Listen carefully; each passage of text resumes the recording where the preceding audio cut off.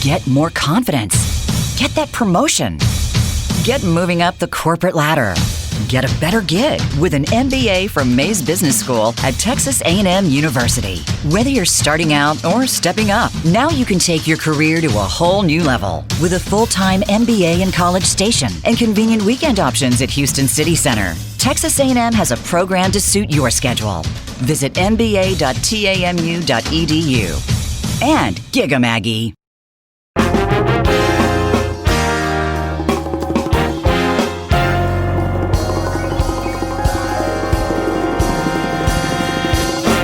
Howdy, welcome to Mays MasterCast. I'm Shannon Deere, the Assistant Dean for Graduate Programs, here with your remarkable host, Ben Wiggins.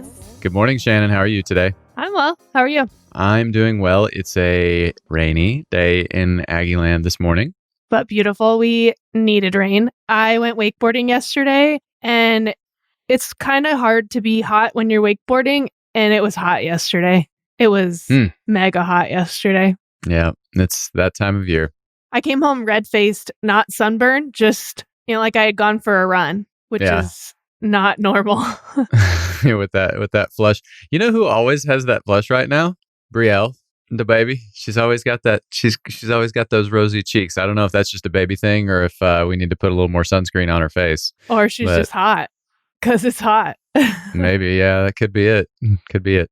Well, today on the show, we have Brandon Wainerdi. Brandon received both a bachelor's and a master's degree in marketing from Mays. While he was here, he worked with the athletics marketing group. And after graduating, he worked in digital strategy. He has worked both on platforms that your grandparents use and platforms that your younger siblings use. So he has worked on platforms across the gamut. He has a Star Wars podcast called Talking Bay 94, which you might not be surprised to know that he and Ben geeked out on a little bit on the show. He has interviewed the winners of over 23 Academy Awards and was recently recognized by Apple Podcasts as one of the top Star Wars podcasts.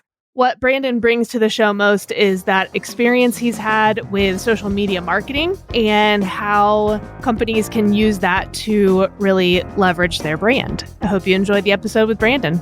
Let's roll. We welcome Brandon Wainerdi to the show. Good morning. Good morning. Thanks for having me. It is our pleasure to have you. How was your weekend? It was good, actually. July, not to date this recording, but July is birthday month for my family. So mine is on the 15th, and then both of my parents is on the 20th, and then my little brother is on the 25th. So that was this weekend of celebration. So it was good. It was a nice weekend. You said both of your parents are today? Both of my parents have the same birthday, and it is today. So. That's fantastic. And happy belated to you as well. Thank you. Yes, thank you. Birthday in quarantine, a blast. So, yeah. What is your favorite superpower? My favorite superpower and the superpower I'd like to have are different. Because I was thinking about that, and I'm a big comic book junkie. And so the one that I would like to have is teleportation, because then I cut down on commute, cut down on plane trips. That'd be great. Yep. But the one that's always been interesting to me in comic books especially has been, there's a tiny X-Men character called Cypher. And Cypher can understand all language, but not just like written and spoken, but also inflection and body posture and like how people are communicating. So I always thought that would also be very helpful in the long run. It sounds like a neat form of alternative telepathy, if you will. Yes. I like that answer. And it's rare. Like I've heard of the name Cypher, but when you said that, I was like, I don't remember what this person's superpower is. So, props to you. There you go. Early morning comic book knowledge, one of the most hated X-Men of all time. And then the only reason he got popular was because a bunch of people wrote in and were like, we don't like him. And so they killed him off. And then people liked him after that. So Cypher's great. He's the Jason Todd of exactly. The X-Men. of the Marvel Universe, yeah. Right, yeah. Where did you grow up? I grew up in Plano, Texas, same house for my entire life, and two little brothers, and just kind of coasted through. How many? You said two little brothers? Two little brothers. Both of them are A&M as well. One just graduated last year, and one graduates this year. So really just living the Aggie dream. Indeed. What did your parents do, and how did that impact you? Yeah, both of my parents went to A&M as well, and were electrical engineers, or are electrical engineers. And that really, I mean, in the long run, did impact me. And I'm sure we'll talk more about my journey to Mays, but really, I learned from an early age that I was not as scientifically minded as they were. And I think that really did help in the long run kind of establish like what I need to be doing creatively and professionally, and long run educationally as well. We'll come back to that. I want to hear more about that. Yeah. What was your greatest challenge as a child? I really think early on I had to kind of teach myself personal communication and like how to interact with people. And I think whether it was with classmates or with friends or with my family, I think over the years, it did take me longer than a normal person would in terms of actually being able to communicate properly and just like be more empathetic with people. And I think that has helped me in the long run because it did take me so long. But Right. yeah, early on, especially as a kid, was not my strongest suit. Why? I mean, was there, without getting too personal, was Yeah. there a specific diagnosis that you feel like was the cause for that, or No, what really, was it? I really do think, and I mean, because my parents are great, but they homeschooled me for a little bit, which I think did not help, which was not good. And then what's something that has been a big part of my life was I was at an all-boys school for 8 years, which was also interesting. But I think all of that combined, it helped in the long run establish like personality and what I like and what I am passionate about. But I think I had to teach myself certain things, which was great. And what was your first job? My first job I actually had for a long time was being the front desk at a Holiday Inn Express in Dallas. And then I carried that over to when I was in school at College Station.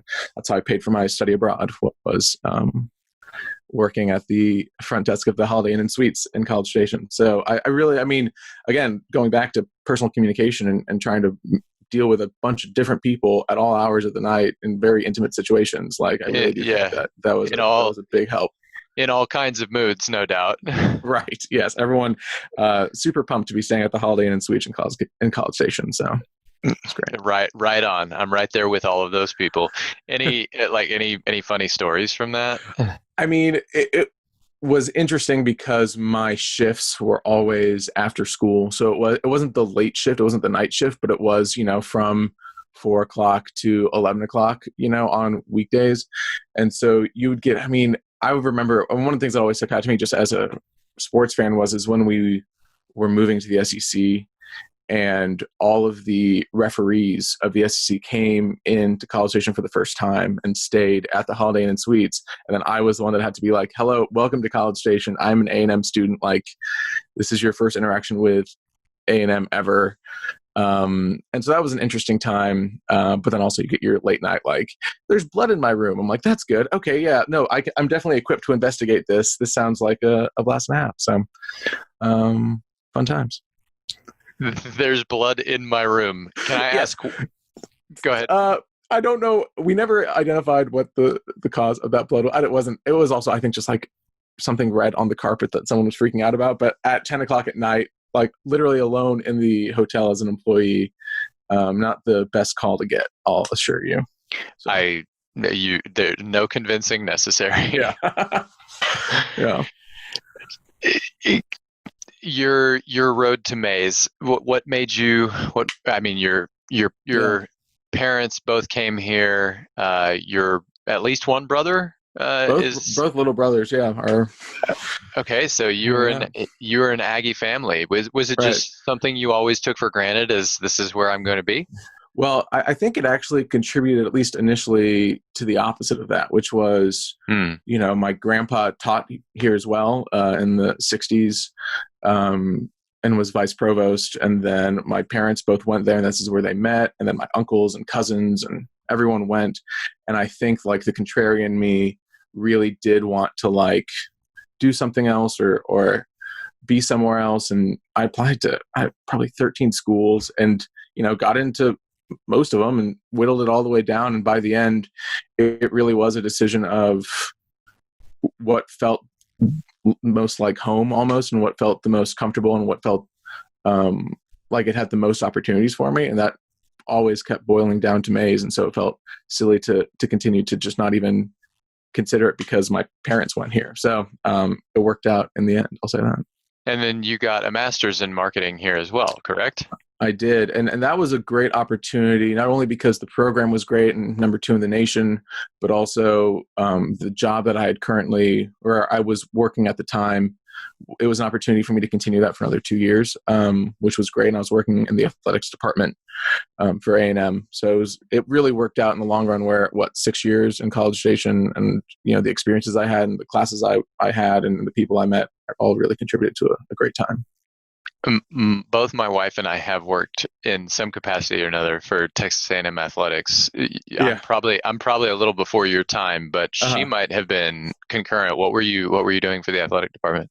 I was working in marketing, so most of the things that I was doing, and I worked my way up throughout, because by the end, and you can attest with athletics marketing especially, by the end I think I was the longest tenured person in the department just by the nature of the job. Mm-hmm. And so I, just as an intern was, by the end leading a whole other teams of interns to do the marketing for track and field and basketball. I was the on-court MC for basketball for a couple of years. So yes, if you had ever seen someone eating a chicken sandwich on camera with the chef, that was me. So it was great. Nice. Working in athletics, we run into a lot of, for College Station, high visibility people. So maybe the highest visibility people in this community. And you have met a good number of well-known people in other, in other areas of your life. Right.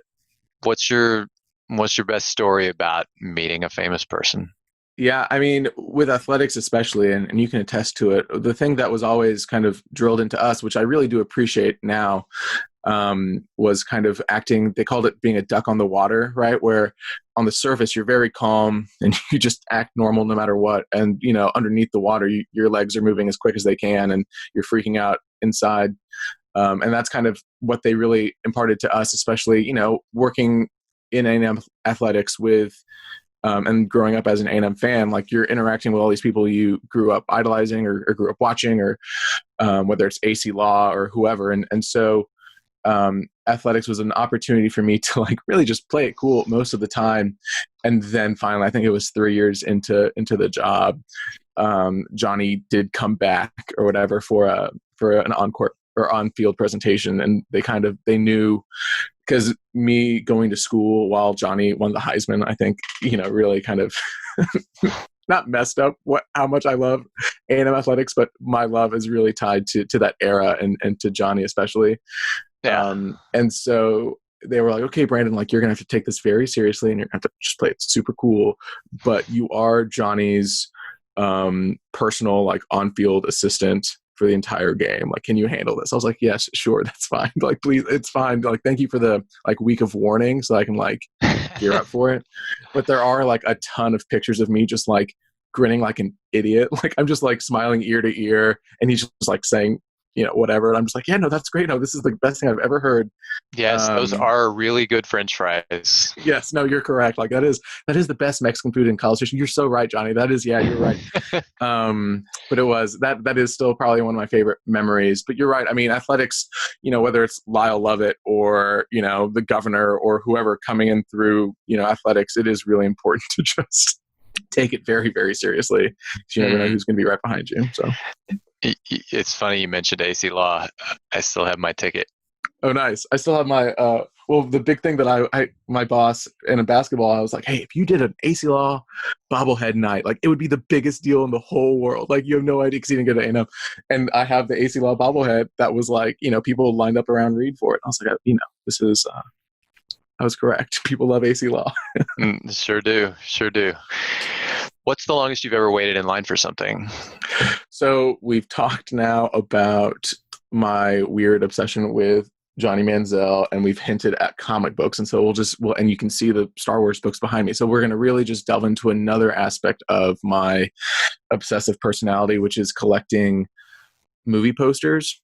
And so there is a company in Austin that's based out of the Alamo Drafthouse, but it's called Mondo. And so they sell like alternative movie posters that are screen printed and created by different artists. Yeah. And so I have slept in my car for one of those before, which is great. What movie was it?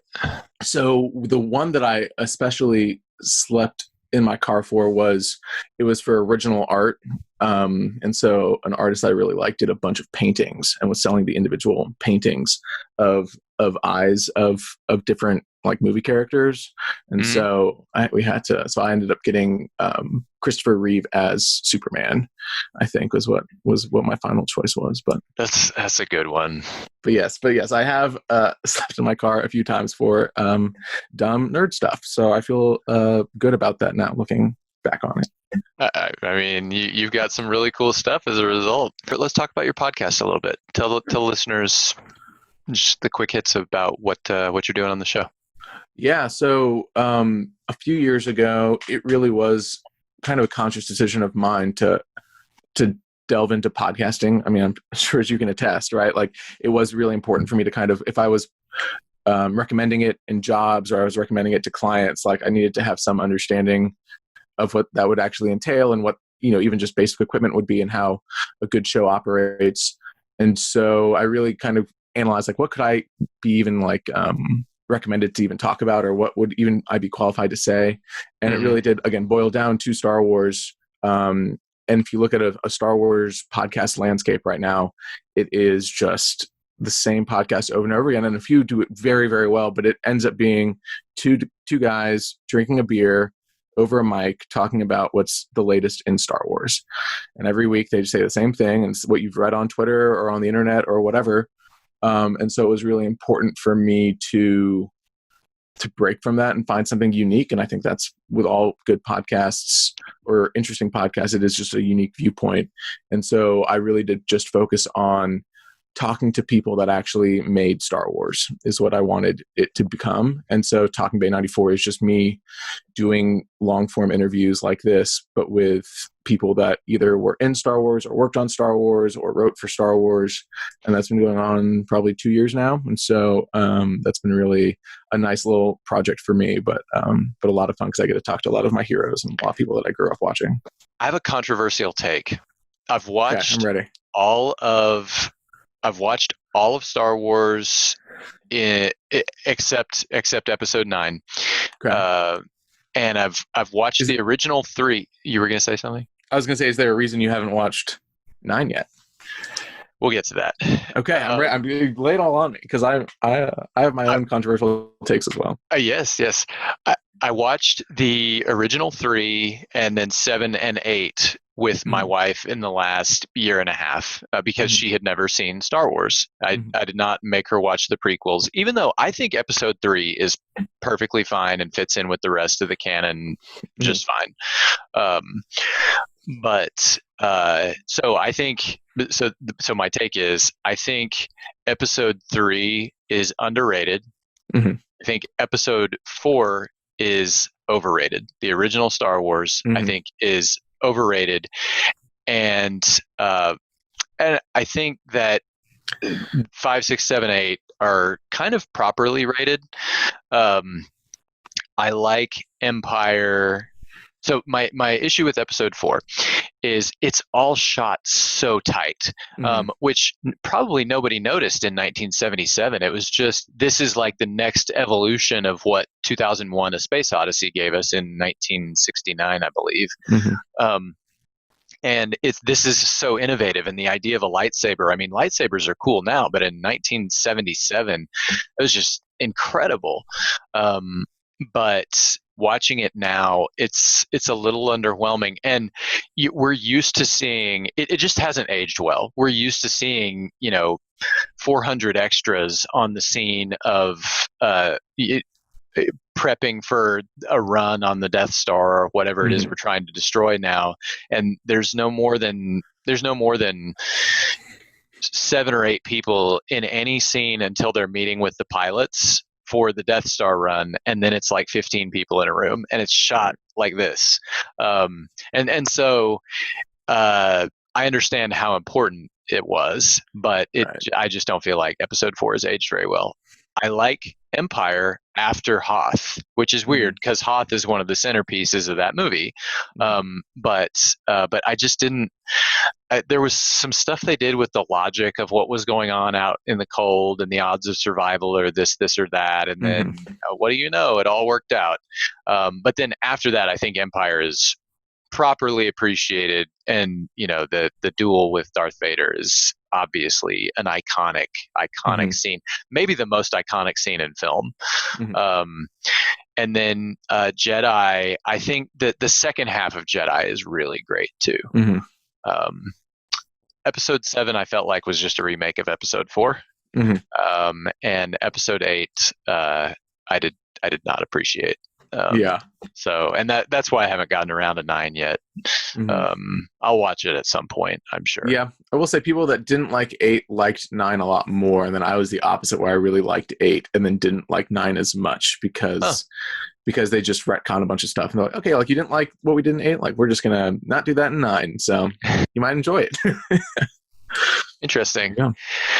What are your thoughts on the prequels, just very briefly? Right. So again, not to age myself, but I grew up with the prequels being, I saw the special editions when they were in the theater, but I really grew up with like the hype around the prequels and like all the Pepsi cans being prequels and going to a Taco Bell and there's the prequels. And I think now looking back on it, right, we're 20 years out from Phantom Menace now, right? And I think what the prequels legacy is more than anything, and first off, I love the prequels, but I think more than anything, the legacy that those movies have, again, even just talking to these people has added so much more appreciation for me for all the movies, right? Even Episode 9, something I didn't like as much, but being able to talk to the guy that does the visual effects for it, I'm like, okay, like I appreciate the work that went into it and the passion.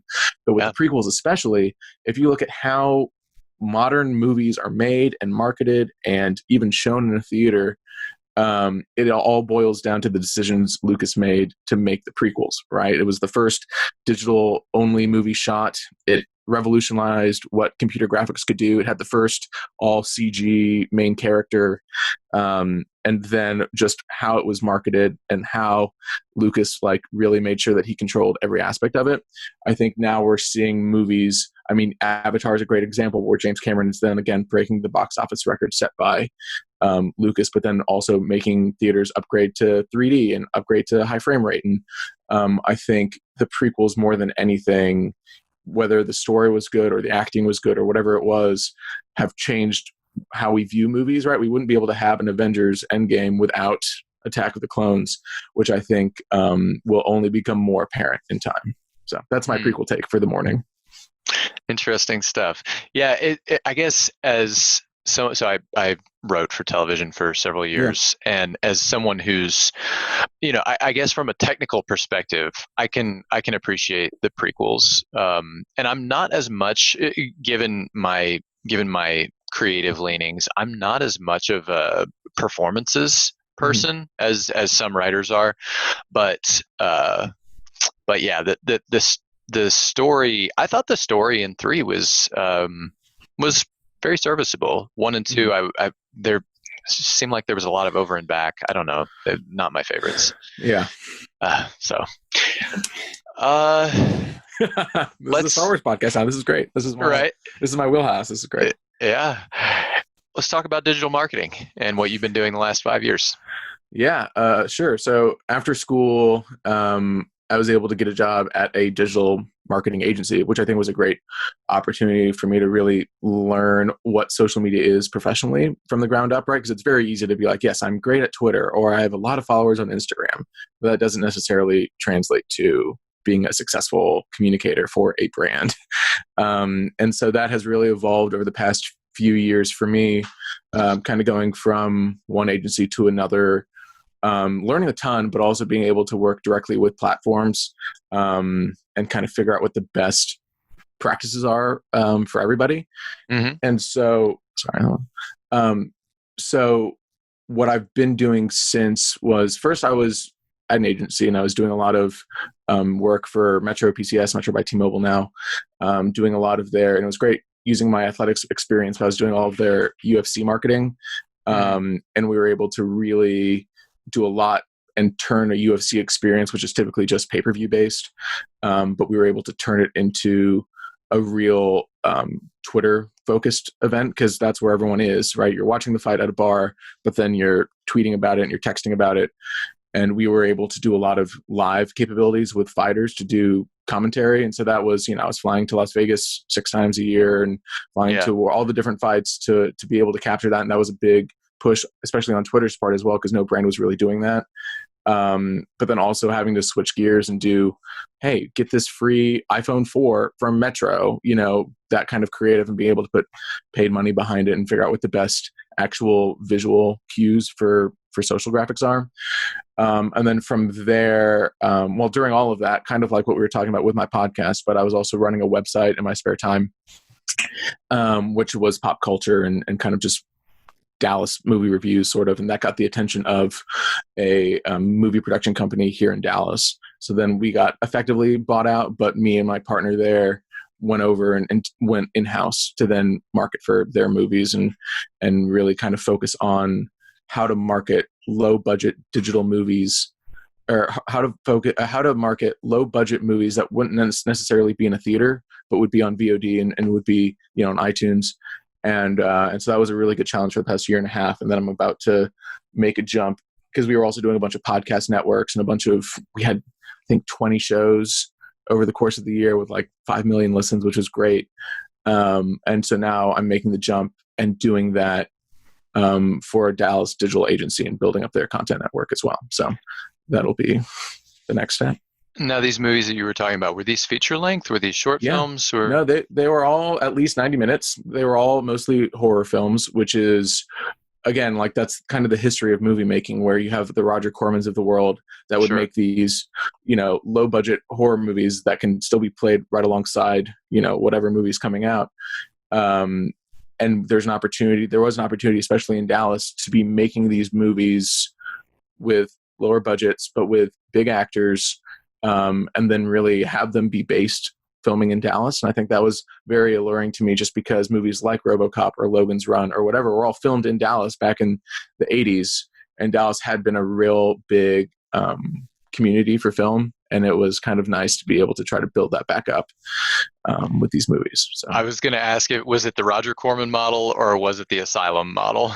Yeah, no, it was a lot more Roger Corman than Asylum, which was nice. I don't know how well I could have marketed Asylum movies.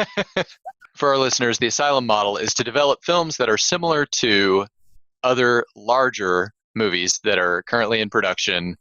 Transmorphers, right, for example, yeah. is a classic, and then release them at the same time as this other movie, and to perhaps piggyback is a good way of putting it, off of the marketing push for that other movie.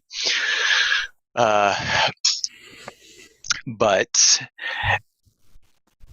so a lot of what you're doing is kind of classic media in terms of you're doing podcasts, you're doing videos.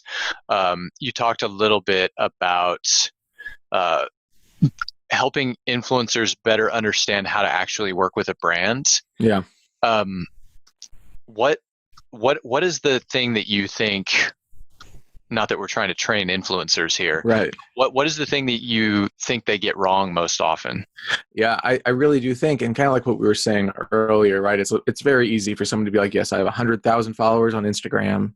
Right. That means I know social media. I know my brand. I know, what that means. And I do think there's a huge opportunity, and you see more and more companies springing up that are kind of influencer collectives, where there is an opportunity for a group of 20 influencers to get together and have someone with business acumen kind of lead them and coordinate for them and negotiate contracts for them. Because then once, if an influencer gets a call from a T-Mobile or the like, right? Like, how do you then translate your worth, right? Like, what does 300,000 likes on an image really mean, right? And how do you then, especially with influencers, it's important for them to be like, yes, if you did a post on my platform and it was natural and it was true to what my brand aesthetic is, because that's a whole other aspect of it where a brand wants their brand colors and their logos and their exact wording, and that doesn't necessarily, if you're paying an influencer that much, you need to pay for who they are and what they stand for.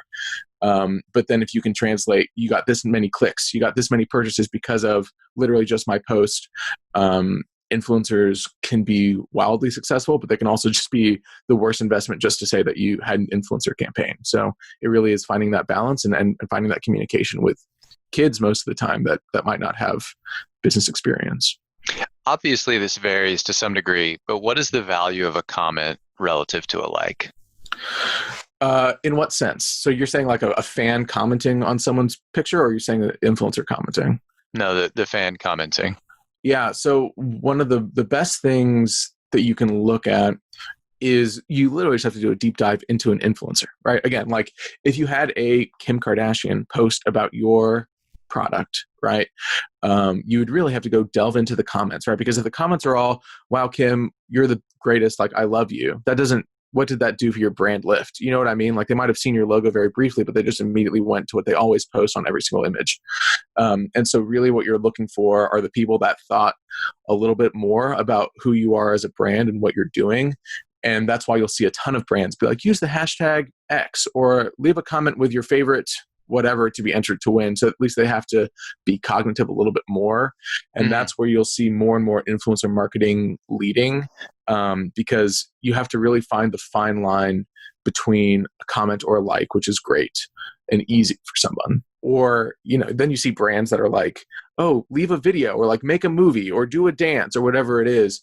And those are a lot, the barriers to entry are much higher, right? And so you'll have much lower engagement and entries. But then the actual people that spent 20 minutes making a video, but thinking about your brand might be more beneficial for you in the long run. It's just really then about communicating with your client and with the brand of like, hey, what do you really want out of this campaign, the money that you're spending? Because if the answer is just numbers, which a lot of the times it is, then you focus more on the comments and the likes. So yeah, I had a really bad experience with business school applications, in fact. Oh, yeah. Another business school that I applied to and ended up choosing not to interview with them. It's a school up the road. I won't say which one, but they wanted you to basically post on Twitter, post videos. Yeah. with hashtags like you just said, right. About why this is the right place for you. And I was like, I don't even know if I'm interested in going there yet. And you're already asking me to do your digital marketing for you. Right. And that was a huge turnoff. It is very interesting, this crowdsourcing of content that brands are trying to do for free, which sometimes if you are an effective content marketer, which is a whole separate aspect of digital marketing, which I really do enjoy, but if you're able to create conversation around your brand, right, natively, right, even you can see brands doing it now on Twitter. They're like, oh, what's your favorite movie? Netflix is a great example, where they'll be like, hey, use emojis to say what you're watching on Netflix night, whatever it is, like creating conversations around your brand, but maybe slightly indirectly, and making the consumers do the marketing for you, right? Quote tweeting you and sharing you out into the world, I think is kind of the next evolution of what we're going to be looking at social media marketing. And then it really is that balance. And I've been struggling with it a lot, which is brands that deal with first person and brands that try to be more communicative and more conversational with how they are, not just like a brand with no personality. Some are doing it very, very well. Some are just copying the ones that are doing it very well. And some are just really not understanding, or they don't even need it. Because this is a whole separate conversation, but my argument is most businesses do not need social media. They need social media pages. They need, like, especially a lot of local businesses or B2B businesses, they just need a page. They need to be able to say, here's my social media page. If you typed it in, here it is. It's nice looking. It has all of our information. It has a post every 6 weeks just so that people see that we are currently active and we're updated. But they don't need to be tweeting every day. They don't need to be paying a kid to be posting about. One of my first social media jobs ever was for a medical supply company, and I was doing like hashtag bone screws, like no one cares. Like that doesn't move the needle on anything for anybody. Right. So it is just kind of an interesting look at the businesses that need social media and then how they're going to be using it in the future, because you can be conversational or you can just really divert most of your money to paid and have a lot more conversion. So we'll see. So if a business is B2C though, then they would be more likely to need more regular social media posts? More regular social media posts, and then especially, and all B2C companies are probably doing this at this point, but the paid media and really finding what your target market is, right? Because you can spend a ton on paid media and do a wide, across all of College Station. You can be like, okay, like everyone is going to get our one ad, or you can be, who is our exact demo? Who's going to make a purchase decision? And you can cut your paid media spends in a quarter, in a third, and really just hone in on the people that would actually make that decision. So yeah, it's a mixture, and we get more and more into a pay-to-play mentality with these brands, and with these platforms especially, because 10 years ago, even, it was a lot different on Facebook. If you started a business page or you started a Facebook group or you started whatever to promote yourself, and your organic reach would have been huge. You could have posted whatever and hundreds of thousands of people would have seen it if it was a good post. And as the years have progressed on all the platforms, it really is them tethering it more and more and really requiring you to pay them the money so they can put it in front of people. So just having an organic strategy is not really going to cut it for any brand that is just starting out, especially.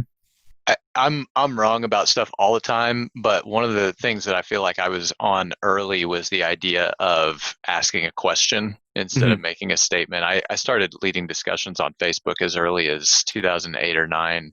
Right. And I feel like that was, Twitter came along in 06 or 07, I want to say. And then Facebook kind of stole Twitter's idea in terms of like making your status post or whatever. Right. It was always what's going on, and people would just say what they were doing or like what they thought, and then people would like it or would sometimes comment, but it just didn't really drive engagement. And I was like, this is boring to me. I don't care if anybody knows what I ate for lunch or whether it was good or not. Right. I want to hear about what people are thinking. And so I would just ask questions about what people thought about Star Wars or, right. Or whatever. And sadly, I think where you really drive engagement is where you're talking about how people feel about something. Right. And my discussions are more intellectual. So in a way, like I understand my audience for that is limited to some degree. Right. But yeah, it's been kind of interesting seeing how that's all evolved. Yeah, and you can see brands more and more. It's the call to action. CTA is so important to a brand's post being successful, right? Especially if engagement is the end goal. And so, yeah, now it is becoming, how do you differentiate yourself with your CTA? How do you make it an actually interesting question that hasn't been asked since 2008? So it is kind of interesting seeing brands having to adapt so quickly, and the ones that are the most successful are the ones that are the most flexible and are able to just kind of jump onto any conversation and kind of turn a moment into their brand's moment and not necessarily someone else's. So briefly, if you had to make a guess, what social media platforms do you think will still be thriving in 10 years? Yeah. So Facebook, I think, will always be around, if only because of the older generations. Like, they're not going to be jumping to new platforms as new platforms come along.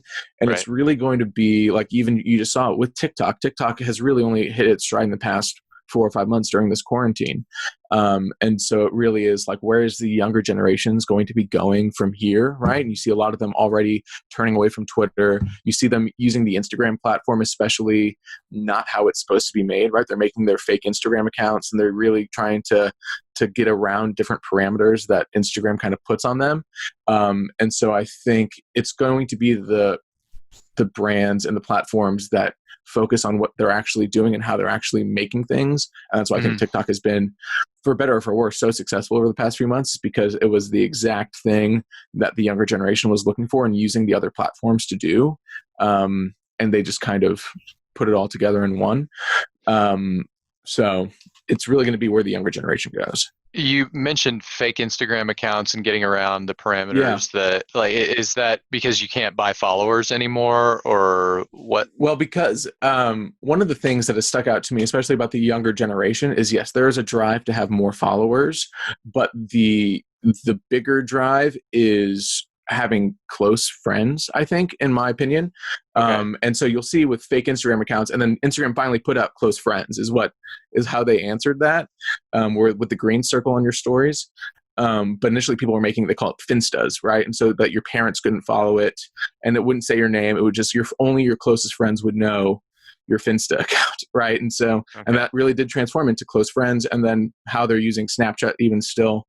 And so it really is going to be looking at how kids are wanting to use the internet, and we'll see. And what's going to be the most interesting thing in the next 10 years, like you're saying, is these kids that are 2 or 3 years old right now, who were born and their parents made them a Facebook account or have been posting pictures of them every day since they were, born, are going to have a Facebook account, right? And all of a sudden they're going to inherit thousands and thousands of tagged pictures and videos and stuff. And like you and I were able to curate our own online brand because it didn't exist until we could, form a thought.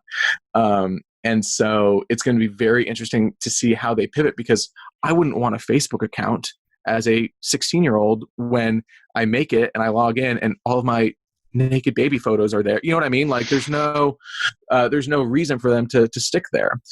So it's going to be the brands and platforms that can curate an experience. And especially I think the big kicker is going to be the ones that the parents and grandparents and great-grandparents are not on. So, and those are going to be the ones that the brands are going to end up wanting to advertise on, which is how the platforms grow. So, So TikTok then will still be thriving. Facebook will still be thriving. Instagram, because it's owned by Facebook, will still be thriving, because I don't think Facebook will ever, stop putting money behind it. And I think they finally figured out a little bit more how to actually advertise on that platform, how to have brands put money on it. TikTok, if it gets banned by the government, might not be thriving, but things will always pop up in place. We saw it with Vine, and then and now TikTok. So people want to be able to express themselves, especially creatively, and the ones that give them the most tools to do so. I mean, TikTok is a great example, because someone can go in and have every feature that you like on Instagram, whether it's filters or music or whatever, and then have it be part of their creative process. And then you see other brands trying to copy that. That's why you have Instagram now adding lyrics to people's posts, or you can add a little Spotify tag to your stories, because TikTok is stealing all the people away, because more and more features are popping up. What is it that people I'm obviously it's information, like they're grabbing information, and maybe information that they're not really supposed to be grabbing. But what are the biggest concerns with TikTok, other than the fact that it's owned by the Chinese government? Right. And I mean, that is the largest concern. And I think it's just a part of a bigger conversation of what are we willing to give up for these pieces of entertainment or platforms or ways to stay connected, right? Because I guarantee you that the privacy concerns of TikTok, if you dug deep into Facebook or Twitter or Instagram or any of the 100 apps on your phone, they are all probably there as well, And so it is just a larger conversation of how do we hold these platforms and apps and companies accountable, because in their mind, their information is why they made that app, right? The data is the most important thing for all these companies. That's their biggest currency, followed then by brands that want to advertise on it.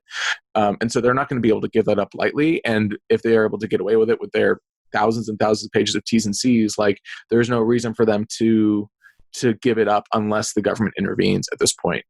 And so I think it's just a larger conversation of, yes, I enjoy sharing a tweet, but does that give Twitter the right to know my full phone contact bank and be able to like see my camera if I'm using it or whatever it is?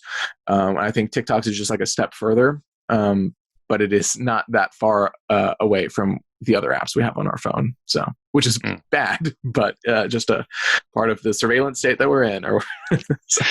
Yeah, maybe this is naive of me, but it just doesn't bother me that much. Like I guess, and my excuse is I'm not going anywhere that I don't want Right. people to know that I went there. Yeah. I'm not like not looking at it, stuff that I'm not, like I'm not involved in anything untoward.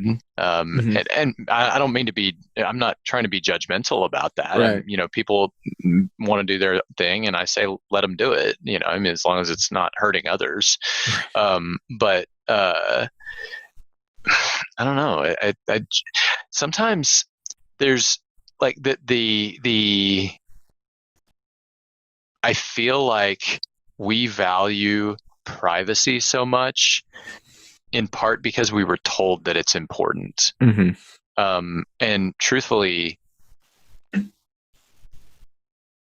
I wonder if the massive public outcry over privacy and so forth, Mm-hmm. like,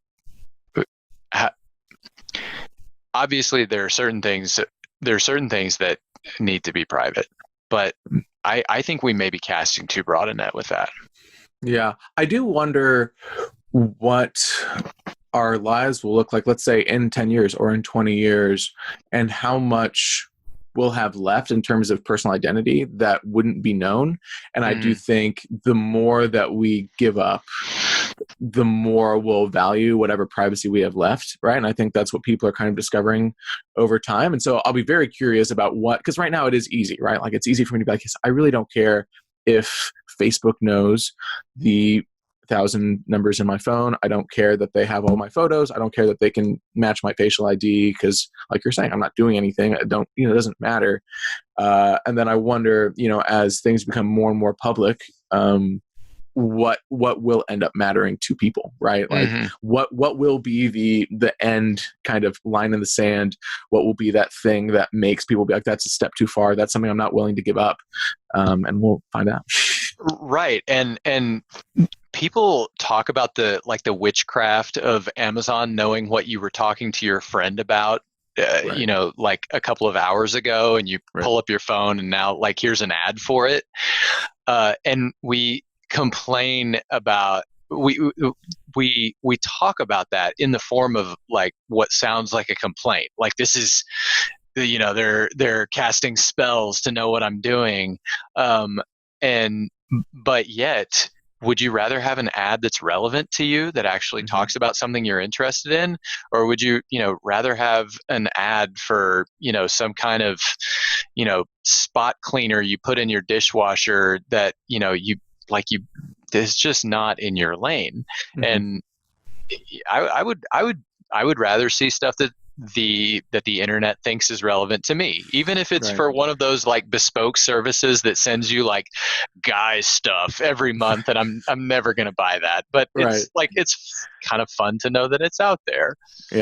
I wonder what the final goal will be, right? Because I think a lot of the concern of, yes, Amazon can hear me if I say something, if I say dog food into my phone, and then an hour later I have a dog food ad, even though I don't have a dog, right? And I wonder, because I think the larger concern is like, oh, that's great that our phones can do that and give us a bespoke ad or whatever.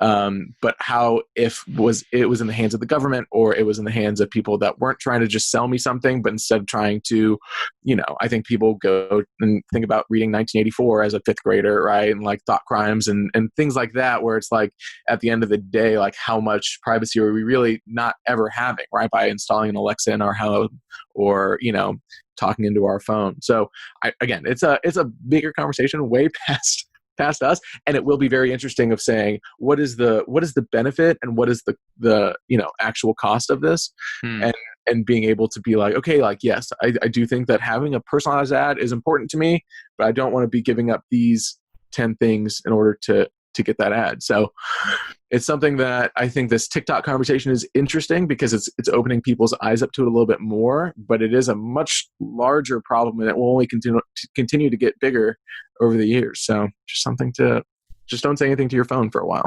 What are the platforms our listeners might not be fully aware of yet? So that's always a great question, because brands always try to gravitate early to platforms. And then the issue is not being able to monetize or really build a presence that is relevant to your brand. And so what I'll say instead is look at what platforms you're currently on and how you're using it. Because not every platform should be used the same exact way. There was a movement probably 5-10 years ago at this point where you could have one content plan for your business or your personal brand or whatever it is, and you could post that same piece of content across all your platforms, and you could just, build your brand slowly over time with minimal content creation. And now it has come to a point where if your brand is posting the same thing on Twitter as on Instagram, as on Facebook, as on LinkedIn, it's really going to be detrimental and is not going to get any engagement, right? You need to focus more on good looking photos on Instagram and really being more conversational on Twitter, and on LinkedIn, really show your thought leadership and kind of expand from there.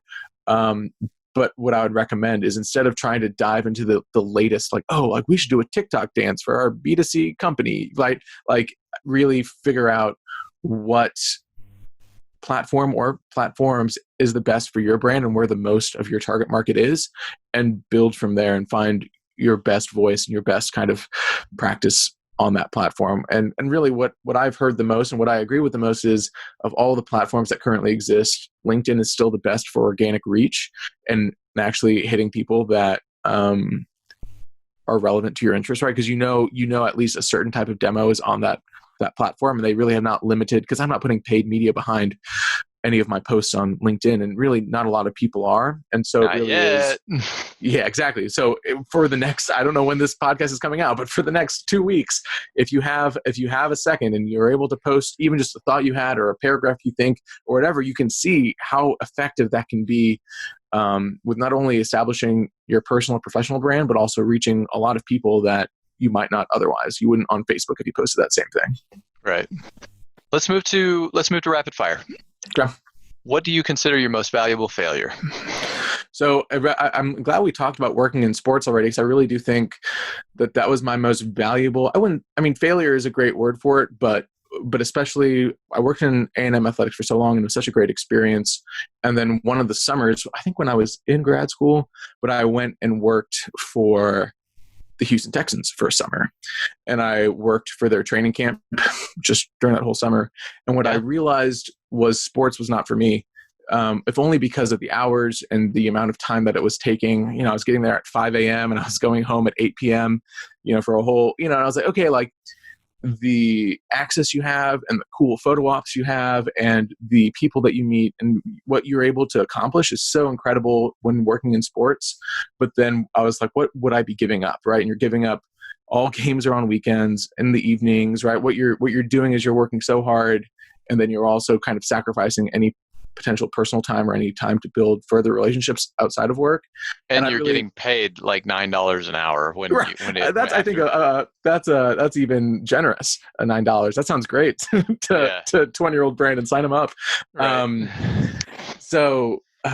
Yes. So it was a really good experience for me, where it wasn't a failure. I was very successful in that role and I enjoyed the people I was with, but it was an opportunity for me to look back and be like, this is not for me. So that was, I think, very valuable in the long run. What do you think is people's biggest misconception of you? Again, I think going back to our overall conversations about digital marketing, there is a perception and maybe an overall thinking, and I've had it with bosses, I've had it with companies, I've had it with clients, that social media marketing and digital marketing is easy, or that it is unimportant, or that it's cheap and should be happening all the time, and whatever it is. And I think that when someone talks to me as whether I'm a social media specialist or digital marketer, whatever it is, or any person, and you can see it online too, with if Netflix makes a bad tweet and they're like, oh, fire this intern or whatever it is. I think that the conversation around social media professionally is only going to continue to grow and become more and more important, because really when you're hiring a social media specialist, you're hiring a PR director, a communications person, and someone that can create content and be flexible. And they're doing 100 jobs when anyone else in the company is doing 1 or 2. And I think that might not necessarily be a misconception people have of me, but of the actual job itself. more and more people are realizing the importance of social media, and that you can't just hire a kid out of school for $40,000 to like do your social media and expect any actual results. So I think that is a misconception. I don't know if that answered the question, but that's kind of where I'm at. I like that answer. If you could have anyone as a mentor for one day, who would it be? So I asked my fiance this. I was like, who? And she was like, George Lucas. I'm like, that seems like a very obvious answer for me just to say George Lucas. Especially people are like, stop talking about Star Wars. Like, so what I'll say instead of George Lucas, I'll say Steven Spielberg, but not because of movies and not because of his directing style, but because of the companies that he has built from that, right? Like he started DreamWorks Animation. He has his own production company and has produced more movies and more TV shows and more everything that we can even think about. And, you know, we think about E.T. and we think about Close Encounters, we think about Indiana Jones, but I think what he has done with his money and with his experience has really kind of set the path for not only his own companies, but then you have, for instance, his old assistant, Kathleen Kennedy, was his just personal assistant in all the Indiana Jones movies, and then worked her way up to producer and now is leading Lucasfilm in making these new Star Wars movies. And so you would have to assume that whatever he is doing, whether it's a business practice or his director style, is enabling people to become better and better workers and then bosses. And so it would be a great, I think, experience to at least pick his brain a little bit. Steven Spielberg has to be the most important creative force in film over the last 75 years. I feel like that's true. Yeah. If you just add together, Jaws and Indiana Jones and Schindler's, like add together all the stuff that he was doing personally, and then DreamWorks, like he's sort of the movie version of like the great athlete he's the Michael Jordan of filmmaking. Right. I mean, but also, like you're saying, like you said, Schindler's List and Indiana Jones in the same sentence. Like the fact that those both were made by the same person is crazy, right? And you even just see what he's doing now, whether it's alternating between Lincoln and Warhorse and Ready Player One, right? He's able to produce these huge blockbusters and popcorn flicks while also being very serious and make things like The Post and be like very replicative of what's happening in our current times, right? And just really be able to churn out these movies that are going to be able to stand the test of time. So it is, again, we're just talking a lot about Steven Spielberg, but he is, I think, someone that people are going to really look back on and appreciate. Yeah, he merits the discussion for sure. Even like for something like How to Train Your Dragon, that's out of DreamWorks. Exactly. So what important truth do very few people agree with you on? Yeah, I think, the thing that I've been the most passionate about recently, something that we've been hitting on a little bit, and I'll just only talk about it because I'm sure we've talked about it so much, is the amount of time we spend online is so valuable and so intimate at this point that there will be a point where you'll have a lot of people, probably including myself, even though I am a digital marketer, remove any personal things from the internet, right? I'm getting to a point now where I have a Facebook to stay connected to my grandparents, and also because it's my job, and if I don't have a Facebook account, I can't put out ads. Right. But then I have a Twitter account, and I almost prefer I have an anonymous one just for my podcast. I much rather tweet from that than from my personal, if only because of this idea of at least some semblance of anonymity and having something to myself. Yeah. And I think that will only continue, as we were saying, like with these kids that have their entire lives online, more and more people you're going to have a regression from the billions of people on Facebook, right? And it'll start small, but I think as we move more and more into the next few years, people are going to be moving away from it. And then businesses are going to have to figure out, how do you market again to these people that don't have TV, that don't have computers, that are, like you just go back to billboards, So that is my truth, that I think how much information we're giving, but then our importance to social media, which is kind of, what's the word? It is hypocritical of me as someone that gets his money by working in social media, but I think that it is going to only decrease in scale for the people that think it's the most important. Anyone you would like to send good bull? Well, we talked about it a little bit, but it is both of my parents' birthday today. So I think I'd be remiss not to send good bull to the two people that were very important to sending me to A&M. So I think that's the most appropriate for appearing on an A&M podcast. Good bull indeed. Brandon, thanks so much for your time. Thank you very much. This was great. I really appreciate it. For our MasterCast top 3 takeaways, I just first wanted to start with the social media marketing stuff really stood out to me just because for many aspects of my life, social media marketing is becoming so important, and learning how to try to really do that well is challenging. I personally don't really like social media. I'm not on it very often, more so now because trying to work through marketing brands, but it is really tricky. And I think the hardest part for brands to balance right now is how much do you use social media to deliver valuable content versus how much do you use social media to market your brand. And those can be the same thing, but it is a little bit difficult. One of the things that we've been talking about a lot at Maze, and then for my sister and I at Oh My Word, is developing good calls to action. And I think that's something that you do really well in your social media posts. It's not a call to action. You're not necessarily marketing a business sometimes on social media, but you're putting out interesting questions that inspire a response from people in a really effective way. I've seen you even put up just 2 words that inspire a lot of response, an emotional response. But, I've seen you really put out thoughtful statements and then ask people a question and get people to really mindfully respond to the questions that you're asking.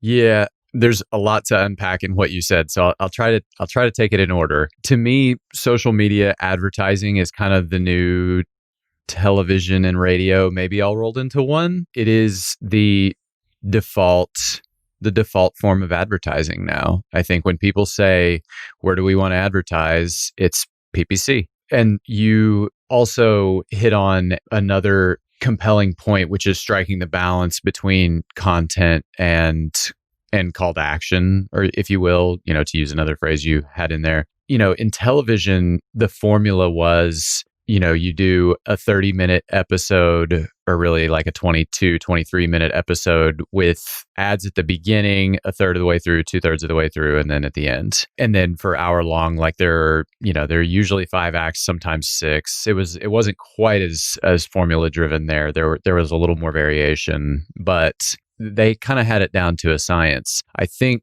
social media is still finding itself in terms of exactly where people want to live. And some of it depends on the type of content. There's enough variation in social media advertising. I really like 5-second ads. And to me, a 5-second ad doesn't even take me out of what I'm watching. So I would probably tolerate 5 times as many 5-second ads as even 15-second ads. And if you're talking about a minute ad, like I'm going to go get a drink while that runs. So I think the future is in really short. Now, who knows? Maybe time will prove me wrong in that respect. But I personally, as a viewer, as a consumer, I really enjoy the much shorter ads that kind of that just sort of blip me a little bit and don't really take me out of the experience. In terms of the very kind things you said about my social media presence, my personal social media presence, engaging with people and figuring out how they think and so forth has always been really important to me, which is, one of the reasons that this show exists, but also helping people find common ground with others that they might disagree with and contributing to the process of people in modern society being able to speak Socratically with people they disagree with.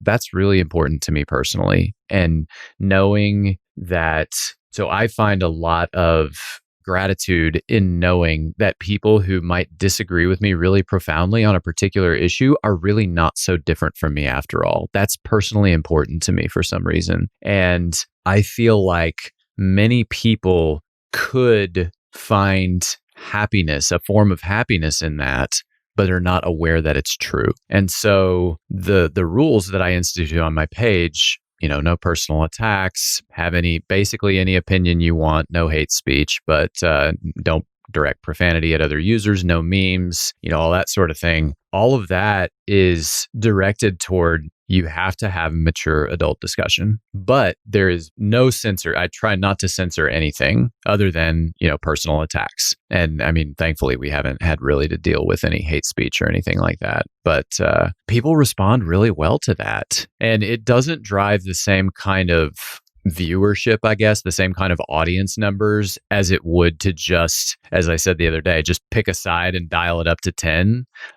You don't get 100,000 likes speaking the way that I do on Facebook, but I don't care. I would rather have a meaningful impact on the lives of the people who do show up. And I do feel like, maybe this is me being naive, but I do feel like this contributes to the process. It contributes to dialogue, and people find something there that happens to be on my page, but I can help them find something that they don't find anywhere else.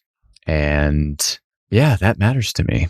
Yeah, I think that a lot of companies could take some of the philosophies that you just said too, of finding something there that you can't find anywhere else, and something that really is going to advance the conversation. That is much better than what Brandon described as more of just an influencer style of, hey, look at these cool pictures on my cool vacation, that you really could move conversations forward. And I think companies can do that too. Right. It's interesting because I think on Facebook, I sort of end up being an influencer in the more classical definition of the word, and not on a big scale. Yeah. I have no desire to be an influencer in the newer definition of the word. Yeah, you wouldn't even want to hang out on an island because you don't even like being outside. So no boat pictures for Ben. Shots fired from Shannon, per usual. But yeah, it's helping people figure out how to think and just letting them know, hey, it's okay. It's okay to disagree. And it's okay to be friends with people you disagree with. And you can have a discussion about it. And at the end, say, I think you are wrong. And you're still cool. And that's okay. We disagree, and we just are going to have to agree to disagree because we can't meet on this. But I see how you got where you got to. That's another piece of it that's important, is being able to say, hey, I get what you're saying. I don't agree with it, but I get it. And I could see how a smart person got there. I could see how a good person got there. And I know what you're trying to do, even if it's something that's not as much of a priority for me. Because so much of what we decide really comes down to, what are we prioritizing? And the differences between, and those differences are good. It's good for us to have those differences in many cases. I remember on Chuck Condola's episode, he talked about how not only we might have the same goal, but we're prioritizing differently how to get there. And I think we forget that sometimes, that the goal might be to help other people and make their lives better for both sides of an argument. And yet we think differently about how to make that happen, or we prioritize different initiatives in making that happen. But the goal is still the same. And it's easy to forget that might be the primary goal, or that usually that is the primary goal. Yeah. Something I just thought of is, I think that I've been kind of maybe not uniquely positioned, but well positioned to lead these kinds of discussions, having lived in Texas, in a smaller community in Texas, not a small town at this point, but it's one of the smaller cities in Texas, and then in a very, very big city in California. And those, politically, those places are pretty opposite, but I know people from both places very well, and can look at some of my most progressive friends from California and some of my most conservative friends from Texas, and say, hey, these are people. They're not evil. They're good people who want to take care of the people that they care about and want to protect the things that are important to them. And so so I can look at gay marriage and say, these are people. And it's really important to know their personal stories. And I can also look at religiously driven politics and say, these are people, and this set of values that they cling to is really important. And it's driven some really good things in their whole family's history, going back for, 10 generations. So one good thing that I think social media has done, and there's been some definite growing pains early on, is you've heard me say this before, it's forced us all next to each other. We're now all next to each other. We cannot just ignore each other's voices unless you just unfollow everyone, which you can do, but it's forced us to listen to different perspectives. And in the long run, I think that's good, because that kind of Socratic discussion at all levels of society, not just high academia, it's important. That kind of thing, being able to listen to someone and say, how do I really think about that? What do I really feel about that? Critical thinking, even if it's not everyone's favorite thing to do, is a really important skill. And just asking the question, what is my take on that really? That's important. Speaking of a hot take, for our second takeaway, I wanted to talk about privacy on social media. I think it's really interesting. I am very much in your camp where I don't really care. I'm not doing anything that I need you to not see. And privacy is not the most important thing to me in general. Like, if you want to see what we're doing, go for it. But it's, I'm not worried. It's not something I worry about. So I don't really care about it on social media. I also don't post things that I don't want, that I'm trying to keep private, basically. But the other day, I was in a meeting and I did not say Alexa's name. And I was in a meeting and I said, I really like that, or something. I said, I really like that about some marketing materials our firm Deitzer had created for Maze. And, Love Deitzer. And in the background, she said, I really like you too. I was like, I was not talking to you. I know you're listening to everything I say, but I was not talking to you. Everyone heard it too. She was part of the meeting. Right. And I guess they assumed I was needing some extra affirmation from Alexa. Yes. Sometimes, yeah.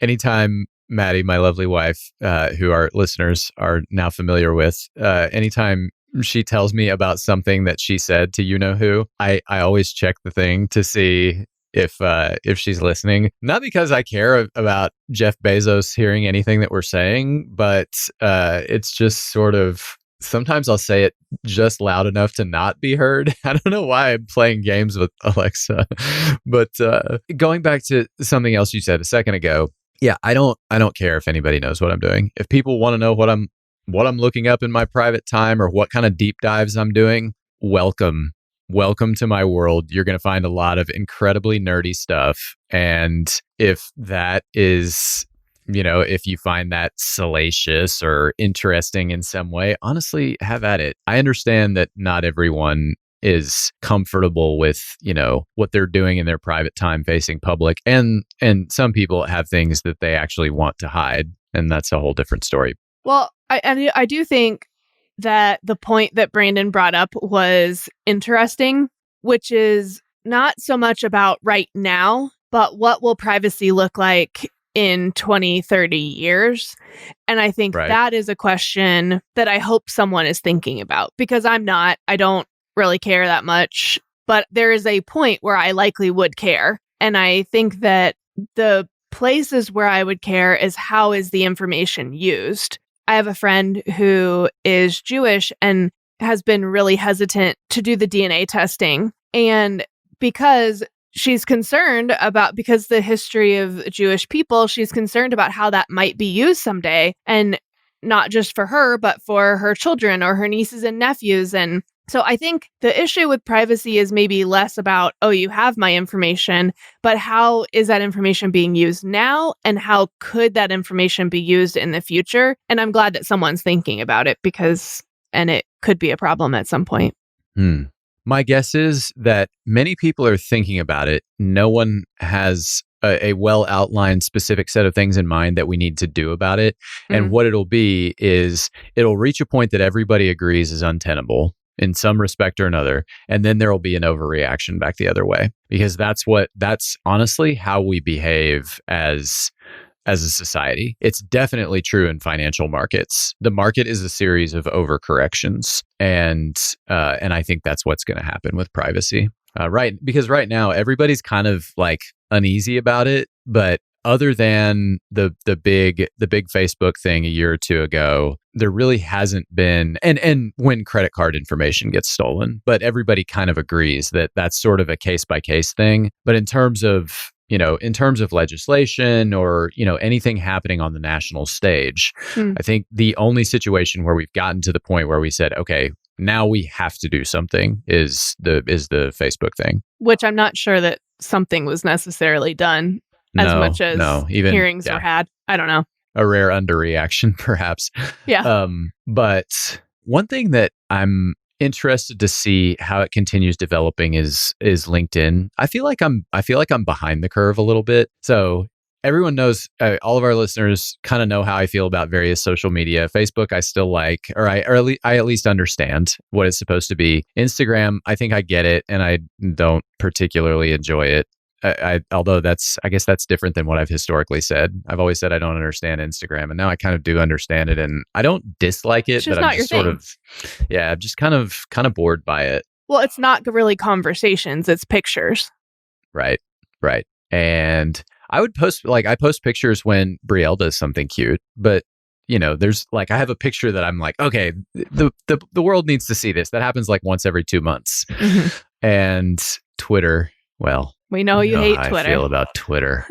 And then, TikTok, I kind of like the way TikTok functions, but where it's coming from, being owned by the Chinese government is kind of a problem at this point. But when people use it well, it's really fun. Yes, agreed. I think Instagram is going to try to steal TikTok's market share.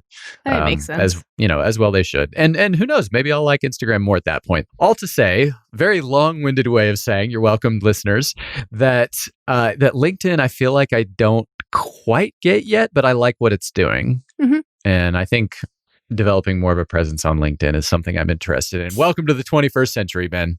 Yeah, I like it for business content. Yeah. It's cool. Mm-hmm. So for our final takeaway, I just want to say, and you already admitted to this in this outro, but I just want to say, in the most endearing way, y'all are complete nerds. Guilty as charged. It was really cute. Y'all geeked out on so many things, and I loved it. It was really fun to hear.